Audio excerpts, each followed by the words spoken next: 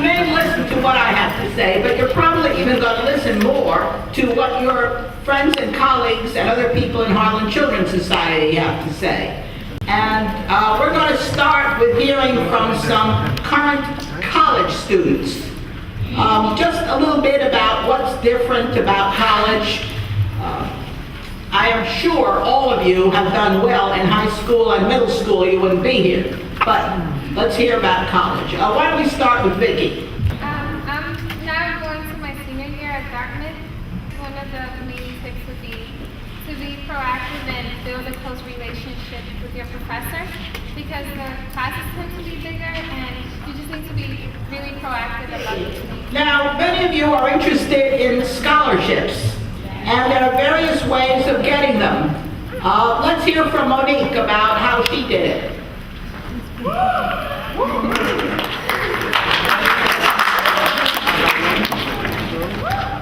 very first day when my guidance counselor came to my school, I saw her in the hallway and I gave her my name. I told her about me, and she, like, not too long after that, she started bringing me scholarship information, and she'd actually go out of her way to find these scholarships for me, as compared to giving everybody the same scholarship applications and stuff like that. I was sort of special, but I guess because I put myself out there, and I really encourage everybody to do that. Get to know your guidance counselor, ask her or him questions, and just try to get as many scholarships as you can. Hi everyone, my name is Dolly. I attend Haverford College, not Harvard, Haverford. And it's Good school. It's the number 10 liberal arts college in America. It's a small liberal arts college located in Pennsylvania. It's about 2 hours away. It has a great biology and chemistry part. I would say it's not as easy as you, like in high school I did really well, and I thought I could just slide with chemistry first semester, and it's not easy at all. I would definitely recommend having a tutor, like going to your professor and asking them questions constantly, and working with groups. I found that working with groups also made me do a lot better. In terms of tying this program to college experience, I realized that the relationship I built with my mentor in this program really helped me build relationships with my professor in college, because I asked a lot of questions to my mentor, and that sort of made it easier for me to ask questions to my professors in college. It's like the mentors, like they were so, my mentor was so into his work, you know, and like so excited to answer my questions. That made me realize that, okay, professors, maybe they're not as intimidating as my mentor was approachable, you know? So I would encourage you all to have a close relationship with your mentors now to prepare for that while you're in college. Networking is always important, and networking is, of course, your mentors, other people in the lab, even if they're assistants. I would advise you to definitely, if you think you're great in high school, once you get to college, it's completely different. And to stay focused, don't get sidetracked by, you know, college life, especially if you're going away from home. Remember to stay focused, what you're there for, your education, and yeah. Excellent advice. Don't get computer games, card games, whatever. Don't let them distract you. Now, notice some of those colleges, it's not how expensive they are, it's how expensive they are for you. And some of them provide 100% of need. But there are other schools that don't provide 100% of need. And don't go there. That's all. Don't go there. If you want a teacher to give you a letter of recommendation, make it easy for them by giving them like a resume or some things of all the good things about yourself. It'll make it much easier for them. Also, either an email, if that's the right thing, email address, or a stamped envelope, or at least an addressed envelope, and give them at least a week to do it. Don't just say, "Oh, I need this letter by tomorrow." When you're writing something up for your professor, do you have to write? You have to write things up here, right? Yeah. Okay. Give a draft.